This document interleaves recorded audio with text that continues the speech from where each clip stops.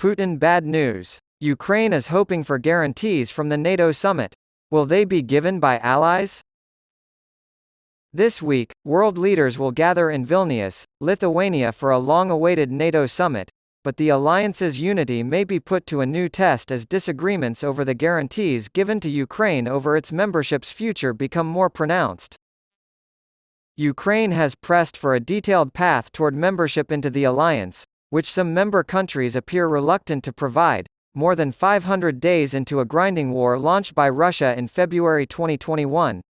Kyiv and other Eastern European NATO members are worried that the summit in Vilnius, which has been promoted for weeks by the Biden administration as a show of enduring support, will instead result in ambiguous commitments similar to those made in Bucharest in 2008.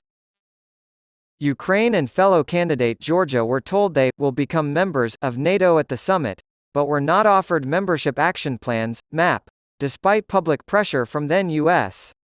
President George W. Bush. Russia invaded Georgia later that year, and then 6 years later, in 2014, seized the Crimean Peninsula. Outside the venue of the NATO summit on Sunday, July 9, 2023, a security guard sits in front of a banner. The summit will be held in Vilnius, Lithuania. U.S. Vice President Joe Biden will meet with his NATO counterparts in Vilnius, Lithuania, on Tuesday and Wednesday. Pictures by Mindaugas Kulbis, Associated Press.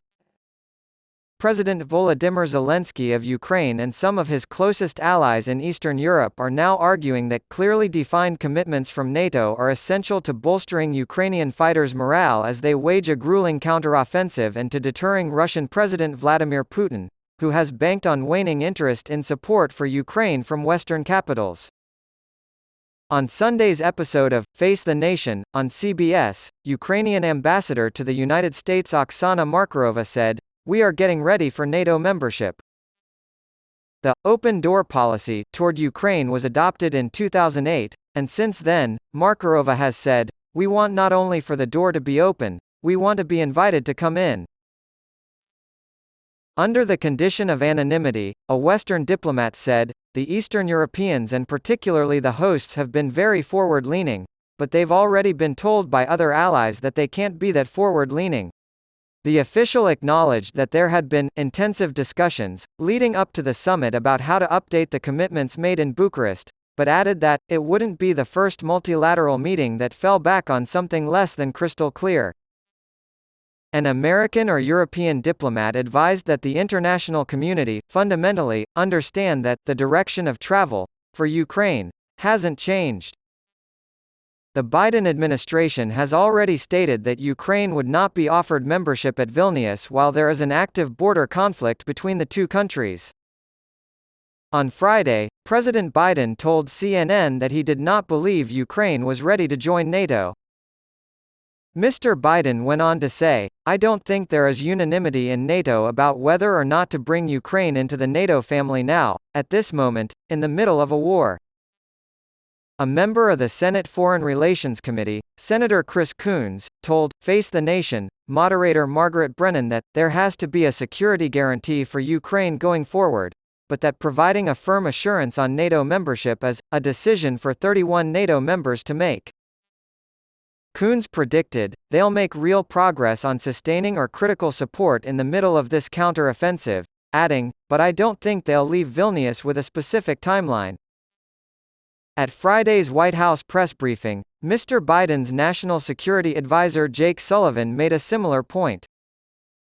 "The president has also been clear that we are going to support Ukraine for as long as it takes and provide them with an exceptionally large quantity of arms and capabilities, both from ourselves and by facilitating those from allies and partners," said Sullivan, "but that we are not seeking to start World War III."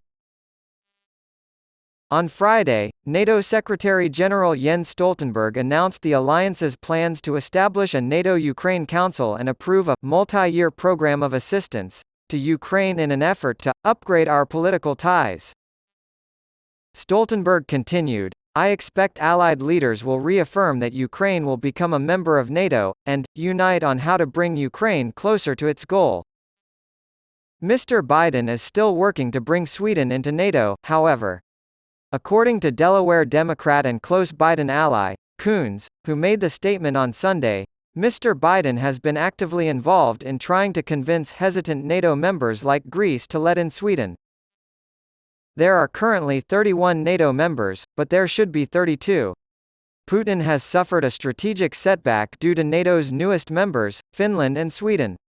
This means that President Biden's leadership has prevented him from achieving his goal of dividing and weakening NATO, regardless of what happens on the ground in Ukraine. According to Coons, NATO is at its strongest point in history. I think they'll make significant progress toward admitting Sweden.